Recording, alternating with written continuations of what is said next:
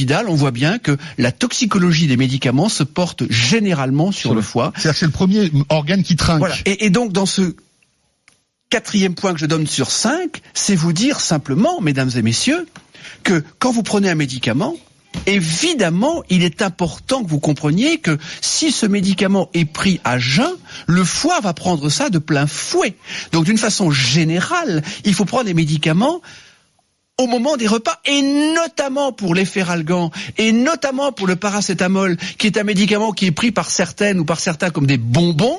Eh bien, le paracétamol, mesdames et messieurs, peut vous provoquer une insuffisance hépatique foudroyante, définitive, qui va nécessiter une greffe de foie. Donc, le paracétamol, c'est jamais entre les repas, c'est obligatoirement pendant les repas. D'accord. C'est une faute majeure des médecins. Oui, mais quand on a mal à la tête. Eh bien, on mange avec. On prend le paracétamol et en même temps on mange. Oui, mais si vous dites qu'il faut pas manger entre les repas. Si on a mal à la tête entre les repas, qu'est-ce qu'on fait ? On mange une pomme, on mange un yaourt, on mange un fromage blanc. Avec, ça permet d'accompagner et de préserver le foie parce que si vous voulez, je connais des patients. En gros, pas de Doliprane à jeun, quoi. Voilà, jamais, pas de paracétamol entre les repas. Et si vous prenez un paracétamol, l'ibuprofène, même chose. C'est pareil, c'est encore pire. C'est une bombe nucléaire parce que c'est pas le fait de prendre un ibuprofène comme ça dans la vie. C'est quand on prend de l'ibuprofène, il y a des gens qui en prennent, mais vraiment tout le temps. Et ça, ça ne va pas. L'aspirine, c'est mieux ou pas ? L'aspirine, ça a surtout un impact sur l'estomac et ça fait saigner et ça peut donner des gastrites. Donc les aspirines à 1000 mg, n'en parlons pas, parce que là. Non, mais on a mal à la tête, par exemple. Vaut mieux prendre. On s'éloigne un petit peu. Paracétamol, ibuprofène ou aspirine, absolument. Plutôt paracétamol. Absolument. Alors je résume. Évidemment, boire de l'eau. Évidemment, laisser reposer le foie entre les repas. Évidemment, diminuer les sucres trop rapides et plutôt que du riz, prendre des pâtes, par exemple. Plutôt que du pain blanc sans aucune qualité, prendre du pain complet. C'est évidemment du gras, c'est de l'huile d'olive, c'est du poisson, c'est éviter un excès de fromage ou un excès de beurre, mais tout en mangeant du fromage et du beurre. C'est évidemment, comme je vous le dis, ne pas prendre trop de médicaments, car au-delà de 4 médicaments, les transporteurs sanguins, dont le foie est un activateur, ne peut plus transporter les médicaments. Donc, sur 10 médicaments, le foie va en transporter que 4. Donc, de toute façon, il y a déjà 6 médicaments à jeter. Et le foie doit les métaboliser pour les ramener au rein. Et quand un foie ne fonctionne pas, c'est une insuffisance rénale.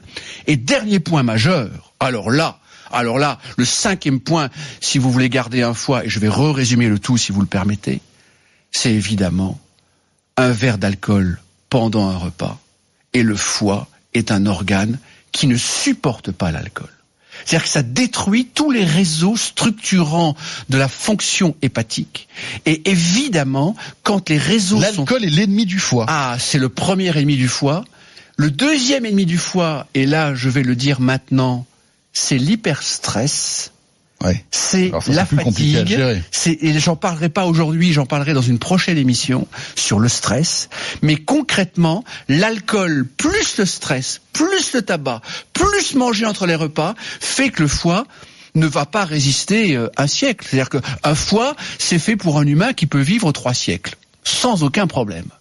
Mais quand un foie est agressé par l'absence d'eau, par le grignotage, par des sucres rapides permanents, par du gras en grande quantité, par concrètement des médicaments et par en plus un excès d'alcool entre les repas particulièrement, le foie ne supporte pas. Attention, quand vous dites un excès d'alcool, un verre d'alcool par repas, même si le sujet d'aujourd'hui n'est pas le sujet un verre de vin quand même. Oui, c'est ce que je dis, c'est-à-dire qu'un verre de vin par repas, ça va. Oui.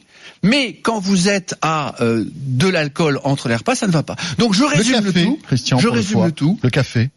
Le café, c'est bien. Le café, c'est bien. Le café, le foie, jusqu'à 4-5 cafés, il n'y a aucun problème. D'accord. 2 thés, aucun problème. Parce qu'on a des auditeurs qui disent le radis noir ne fonctionne pas pour détoxifier le foie. Et d'ailleurs, je dirais que la crise de foie est un concept typiquement français.